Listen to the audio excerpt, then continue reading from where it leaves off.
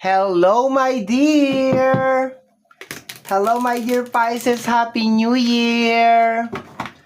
First 15 days of January 2024. Ang bilis talaga, my dear Pisces, ng panahon. Parang kailan lang, sinasalubong pa lang natin ng 2023. Pero tingnan mo, 2024 na. So, tingnan natin mga my dear Pisces, kung ano mga eksena at kaganapan at kung ano-ano pa na maaari mo makasalubong sa yung first 15 days of January 2024.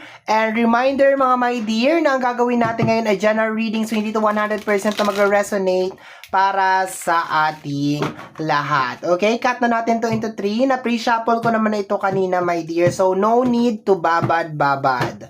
Okay, let's go.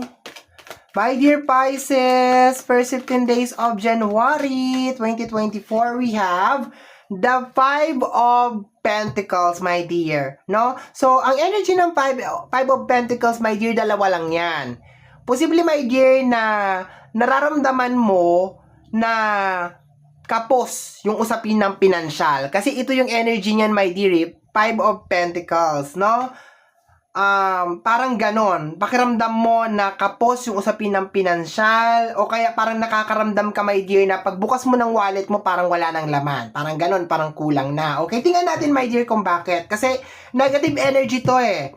Ito yung parang pakiramdam or actual na nangyayari sa buhay mo na ano ba yan? Bakit wala akong pera? Parang ganun ang nasasambit ng iyong mga bibig. Bakit ganun? Parang wala akong pera. Parang walang natira sa sahod ko. Siyempre, my dear, nag-New Year, di ba? Nag-New Year, nag-Christmas. So, baka naghanda-handa ka, di ba, nitong holiday season. Kaya siguro, my dear, wala ka ng datong o kaya nagbigay ka sa mga inaanak mo, di ba? Trinit mo ang pamilya mo. Kaya posible, my dear, na nararamdaman mo tong 5 of Pentacles. Okay? Itong 5 of Pentacles na rin to, my dear, posible din may maramdaman mo yung pagod, okay? Pagod sa paghahanap buhay. Yung ganon, yung para bang napapagod ka na maghagilap ng pentacles, ganon. O nawawalan ka ng gana na pumasok sa work or parang ganyan na energy. Pero tingnan natin, my dear, ha? Kasi mahirap na mag-conclude sa iisang card lang, okay? Tingnan natin, my dear Pisces. Let's go. Ito, may nakasilip, okay? The 9 of Pentacles. Yes, my dear. More on sharing to. Na-overspend ka nitong holiday season. Ayan o. Na-overspend ka. No, kaya pakiramdam mo parang malaki ang naging bawas sa kung ano man yung pera mo or savings mo. Marami sa inyo, my dear, ang nakakaranas or parang hindi naman nakakaranas eh. Kasi may pumapasok pa rin na blessing, my dear. Yun ang nakikita ko.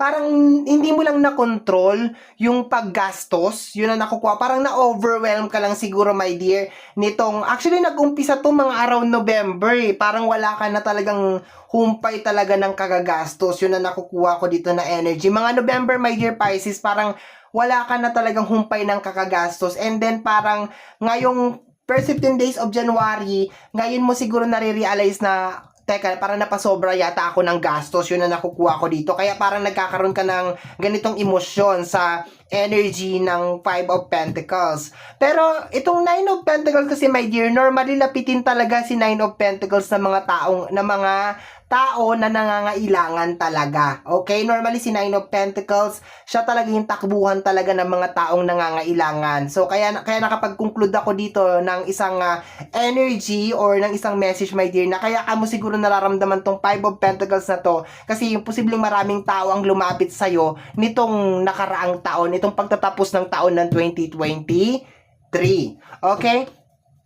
Tingnan natin, my dear. Pero nakukuha ko, my dear, yung energy na may pumapasok. Okay, may pumapasok pa rin na blessing. Okay, may tower. Okay? Sa energy ng tower, anong ginawa mo, my dear? Bakit meron kang tower? Related sa tahanan, nasa bahay siya, my dear. Okay. Posibleng may nangyayari. Sabi ko kanina, nakakaranas ka ng pagod. Posibleng energy of providing, my dear. Kasi pag napagod ka mag-provide, magkaka-tower talaga. Energy of providing to, my dear. Itong tower na to. So there's a tendency, my dear, na magkaroon ng mga konting tensyon sa loob ng tahanan, my dear, ha?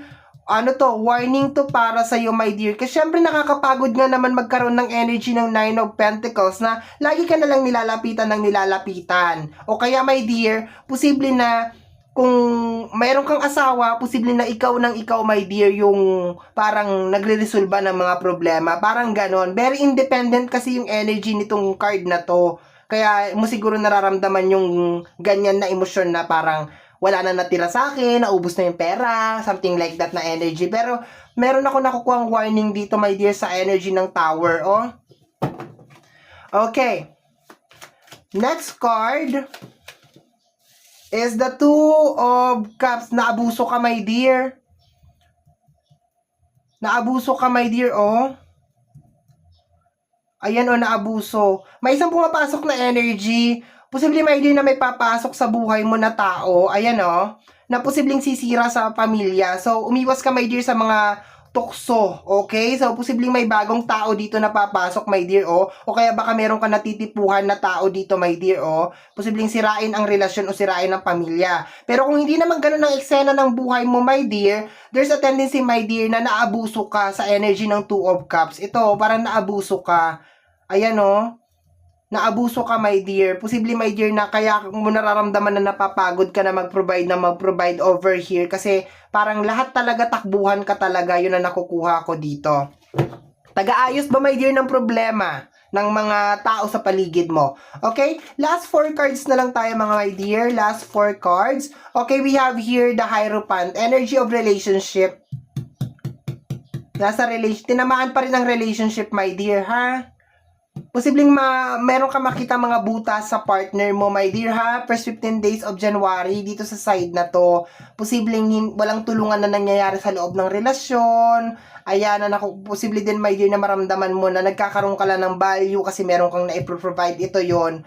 Parang spiritual awakening din to, my dear. Posible din, my dear, na isampal sa'yo. Talagang isampal, literal. Sa first 15 days of January, kung bakit paulit-ulit yung cycle ng buhay mo. Bibigyan ka ng parang awakening. Pero, ang pinakauna ko nakuha dito kasi is relationship. Posibleng magkaroon ng tension related sa usapin ng relationship or magkaroon ng hindi pagkakaunawaan dito sa energy ng relationship. Kung sasabihin mo naman, my dear Pisces, wala kang karelasyon, yun na yun. Posibleng isampal sa'yo, my dear, yung katotohanan kung bakit paulit-ulit yung cycle related sa usapin ng Pentacles. Bakit nararanasan mo na lagi kang kapos, laging ubus-ubus ang pera. Ito, my dear, yon, naaabuso ka ng mga tao sa paligid mo. Pero meron talaga mangyayari eksena sa loob ng tahanan. And then, ang pinakaunang tatamaan is relationship. Okay?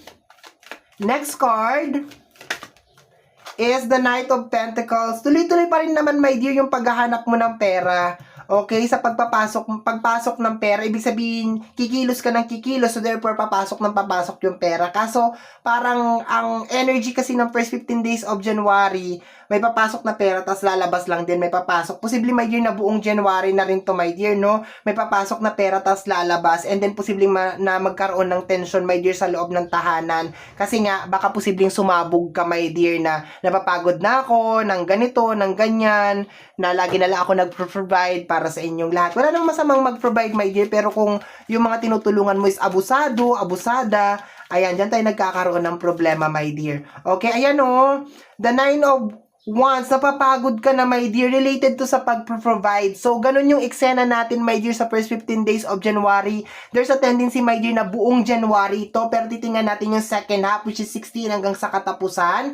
Ayan, pero parang nakakaramdam ka ng pagod, my dear, sa energy ng providing. Yun na nakukuha ko dito. Ayan, no? Parang hindi mo na alam kung ano pang gagawin mo, kung ibebenta mo na ba yung kidney mo, balon-balunan mo, spinal cord mo, parang i-provide mo lang lahat ang pangangailangan ng bawat membro ng pamilya. Okay, very supportive kasi ang energy mo, my dear Pisces, pero parang naaabuso nga sa paglabas ng ating Two of Cups, naabuso nga talaga siya, my dear. Okay?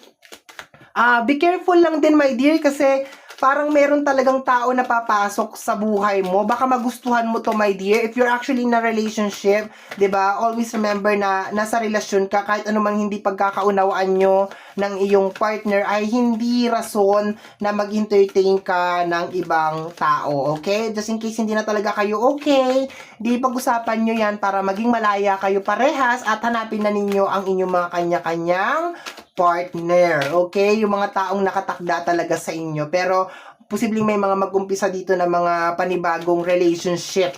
Okay? Kasi nagkakaroon ng parang tension sa usapin ng relationship eh. Ayan o. Pagsisisi, pwede din dito, my dear. Parang nakakaramdam ka ng energy ng pagsisisi. Okay? Last card natin over here is The Magician. May darating nga talaga, my dear. Energy ng Taurus, Virgo, and Capricorn. Yun na nakukuha ko dito. Malakas ang energy ng Taurus, no? Lapitin ka ng Taurus, my dear, first 15 days of January. Okay, ayan, no? 6 of Sword. Ayan, no? Parang gusto mo na nga sumama, eh. No, parang gusto mo nang sumama, parang mas gusto mo tong kabila, parang ganun nakukuha ko dito. But, so far, my dear, pagod to, my dear, pagod. Posibleng napa-overspend ka nitong year-end, posibleng napagastos ka, or masyado kang na-overwhelm, okay? Posibleng din, my dear, na todo trabaho ka, kahit na holiday season, di ba? Nagtatrabaho ka pa rin, yun na nakukuha ko dito. Okay? So, my dear Pisces, ito ang reading mo para sa yung first 15 days of January 2024. Somehow, my dear, kung nagustuhan mo to, especially kung napadaan ka lang, don't forget to follow and subscribe sa lahat ng ating social media platform. Maraming salamat, my dear Pisces. Hanggang dito na lang. Bye-bye!